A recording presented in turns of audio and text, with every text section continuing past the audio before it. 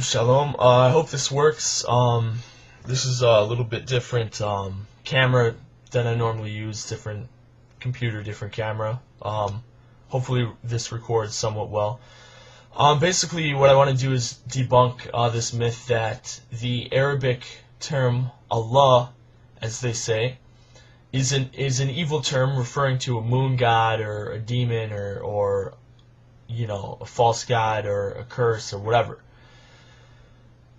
With this, I want to look at three different languages which are extremely similarly related.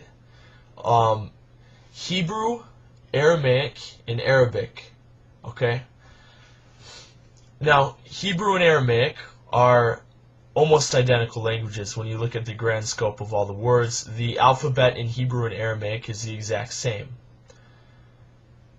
Now, Arabic is a little bit further off than Hebrew, but yet it's very similar language.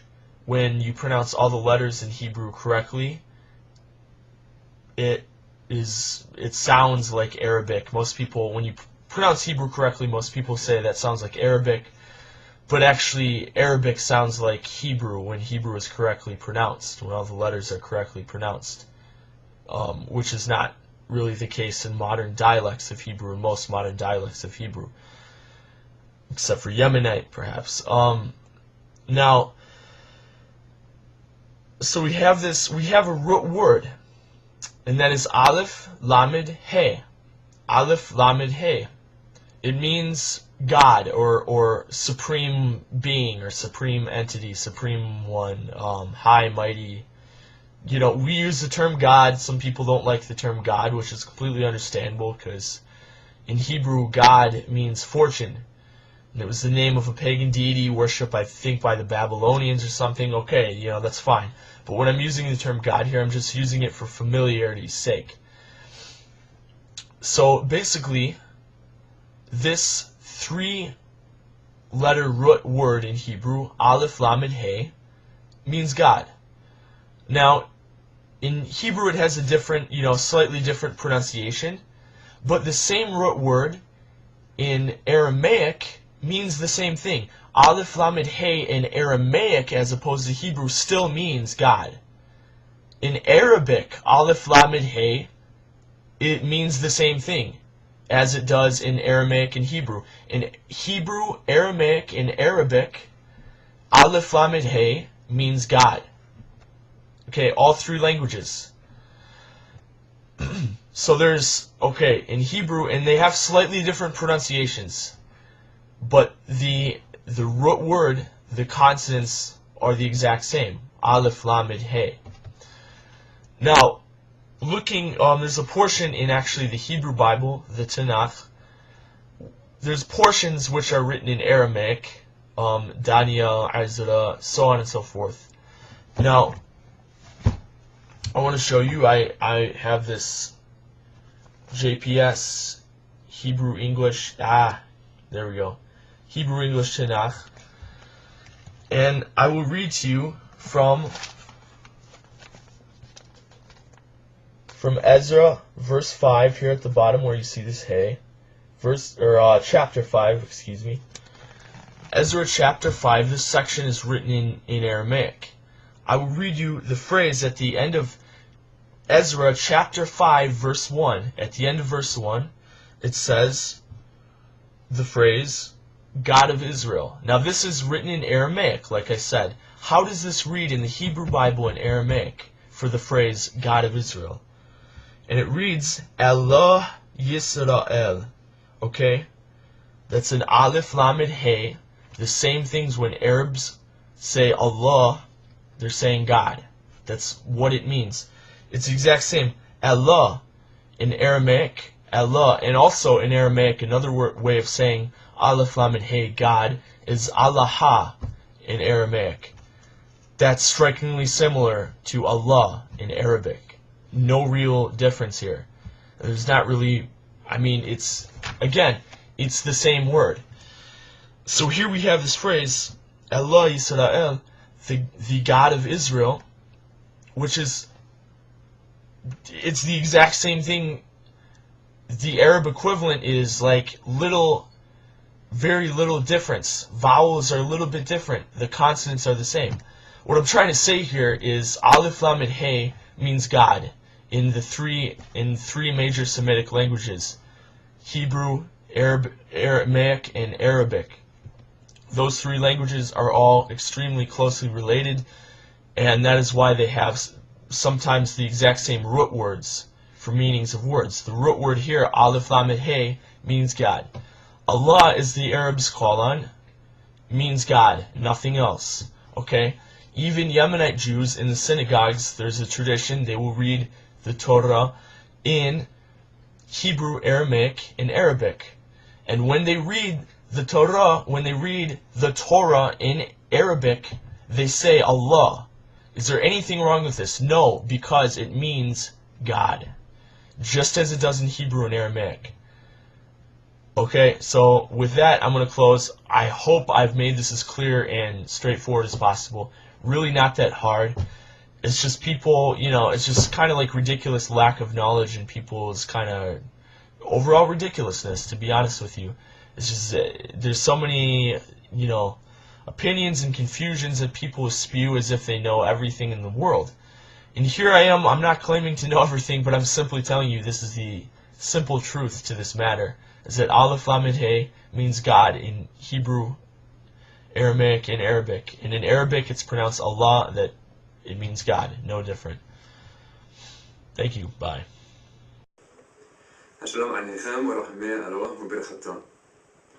May the peace of God and His compassions and blessing be upon you. In this video I want to talk about Allah, the God of Abraham. Often among Christians and Jews I hear opposition against use of the term Allah in reference to the Creator, the God of Abraham, on the basis of several misunderstandings and lack of information.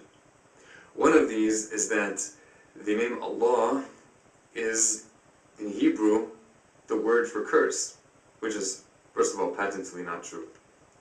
We'll start off by showing you what the name Allah looks like in Arabic.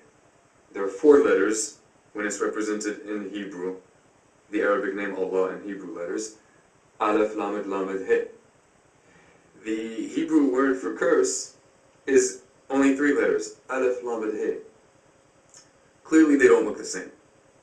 Although the Arabic name Allah could be written in 3 letters in Hebrew, by inserting a dot, a dagesh, inside the lamed, the middle letter, the L, that is not how it's written. But even if it were, it still wouldn't mean anything. It wouldn't mean that Allah means curse any more than the Hebrew name for God, Allah, means curse. Because the Hebrew name for God, Allah, is written with exactly the same letters as the Hebrew word for curse. Aleph Lamed He, Aleph Lamed He. The difference is the vowels. Likewise with the Aramaic term for God, Aleph Lamed He and Aleph Lamed He. The exact same letters, only difference are the vowels. Vowel pronunciation can significantly change the meaning of a word, even in English. Take, for example, the word curse in English and the name Chris, which happens to be based on the name for the Christian Messiah, Christ. Chris and curse. The consonants that are sounded with your mouth when you make this are exactly the same. A K, an R, and an S. So anyone who wants to consider Allah to be a false god and not the God of Abraham because it has some semblance to the Hebrew word for curse, they must likewise consider the God of Christians a curse. But that's not the point of this video, and I don't consider the God of Christians to be a curse. What I would like to show, first of all, is the similarity. The Hebrew name for God, one of them, it simply means deity. In Hebrew, this term isn't used exclusively for the Creator, but it means deity, is Allah. The Aramaic is Allah, but without emphasizing the L. Hence this one L without a dot. Allah. It can also be pronounced Allah.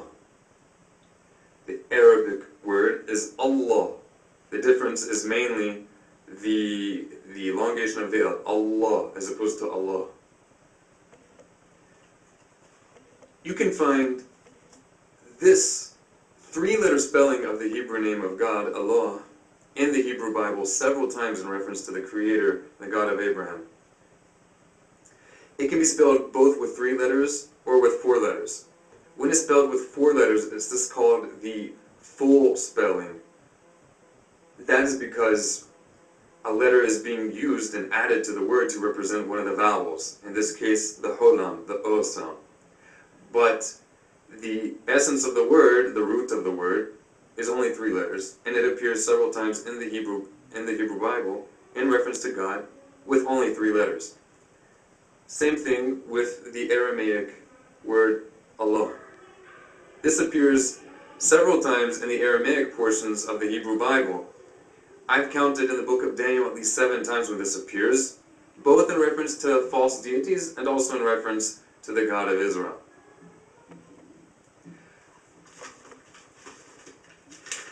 Some additional reasons given for not using the name Allah, not simply not using it, but objecting to anyone using it in reference to the Creator, is based upon belief. I'm not 100% convinced that it's true or not, but personally I don't think it makes a difference. And that is the belief that in ancient Arabia, there was an idol named Allah. And hence, Allah is an idol. And if you pray to Allah, you're praying to an idol. Whether or not there was an idol named Allah makes no difference. What makes a difference is the intention of the people who are praying to the one they call Allah.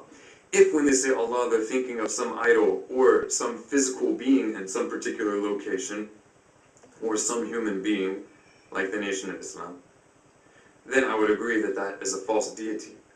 But if the individual is praying to one whom they call Allah, and they have in their mind no conception of any form or any corporality, but the historical God who created the universe, then that is not a false God. Regardless of any disagreement as to how the Creator of the universe interacted with mankind.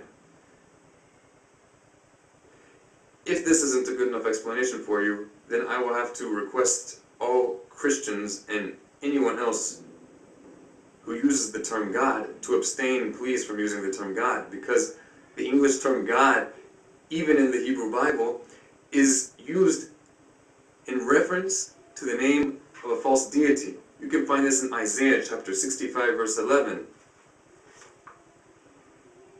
God. There, people are being rebuked for setting up a table in worship of God. So much for the communion table done in honor of God. Another problem and objection to Islam, not that I agree with everything in Islam, but objection should be based on reason and not misunderstanding and contradictory and hypocritical evidences. Another objection given in protest of worshiping Allah is that it was the moon god, and even today you see Muslims often wearing or incorporating symbols of the crescent moon in their architecture or whatever else. You even find the crescent symbol referred to in the Hebrew Bible in reference to pagan Arabians, though I don't think they were yet Arabic speaking, but in any case it appears. Now this doesn't mean that the deity that Arabs worship or Muslims worship is the moon god, even if the moon was associated at one time in history with Arabian idolatry, any more than the Star of David would imply that Jews are worshiping some kind of star god. And after all, it does state in the book of the prophet Amos, verse 26, that God rebukes the people of Israel for having worshipped false gods and having made a star in representation of this god. The same can be true with the cross. I don't believe that Christians, when they intend their minds to the creator of the universe without form and likeness, to be idolaters simply because the cross, which is worn around the necks of millions of Christians, was also common in pre-Christian idolatries. A few other reasons I have for objecting to objection of use of the name Allah is because the ancient rabbis of the people of Israel, throughout the exile, up until their even coming to the modern state of Israel, used the term Allah in reference to the Creator, the God of Israel, both in their holy writings, which they wrote in Judeo-Arabic, and in songs of praise. Until this day, in very traditional Middle Eastern Jewish communities, on Shabbat and on holidays, you can hear them praying and praising to the Creator of the universe using the term Allah. I know this firsthand from people I know, and I've read it in books. There are many examples of this use in extremely popular Jewish literature, which today is mainly known only via more recent Hebrew translation, some of them older translations, but books which are commonly known of among observant Jews, which were originally written in Arabic, incorporating use of the name Allah. These include the book Kuzari, the book Duties of the Heart, the book Moreh Nebuchim, Guide for the Perplexed, the book The Guide for Serving God, Maspikla Obdei Hashem, the earliest known complete commentary on the Mishnah, Rambam's commentary on the Mishnah, and of course Rav Saadia Gaon, the Rasag's Arabic translation running commentary on the Torah, the Law of Moses.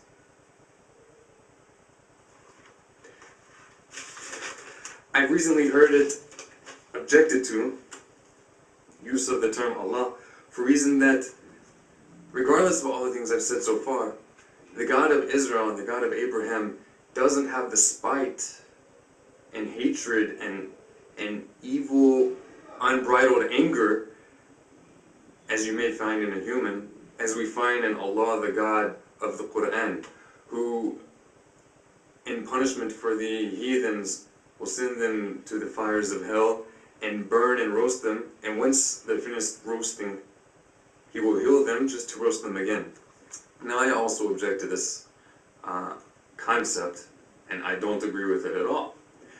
However, this doesn't mean that the deity that Muslims who do believe that this will happen is a different deity from the one that religious Jews worship. Why? Well, a disagreement over the thoughts and plans of the Creator doesn't mean that those who have disagreement over His plans or His will are disagreeing on who He Himself is, any more than a Jew who has doubt regarding the authorship of the Zohar is worshipping a different Creator from a Jew who is certain that Shimon ben Yochai wrote the Zohar, or any less than a Jew who considers the book of Abraham, Sefer Yetzirah, as being authentically from Abraham, and one who has some doubt about that. Or let's go to more recent things. Those who are convinced that God, the God of Israel, did certain miracles by means of certain great Kabbalistic sages. He's not worshipping a different God than a Jew who has doubt regarding those miracles.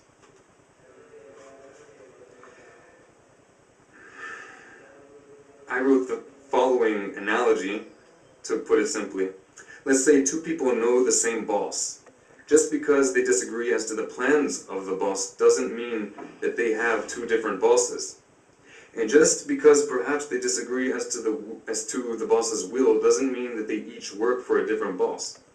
Disagreement as to the plans, desires, or doings of the boss doesn't equate to disagreement as to the essence of, or the mahut, of who the boss is. Muslims, Jews, and the original followers of Jesus, who said that the greatest commandment is, Hear, O Israel, the Lord our God, the Lord is one. For all three of these, the Creator is one, absolute existence. He is not subject to change. He neither shares his essence or divinity with another, nor does he have origin in something else, nor does he multiply his divinity, and his singularity is incorporeal and incomparable to any other. I like to finish this video off with a quote from the book of Deuteronomy, chapter 32, verse 29, where in Hebrew it states, "There is no God with me." And in the Aramaic translation of Onkelos, it states, "Leth Allah bara minni." مع السلامة. حياكم الله.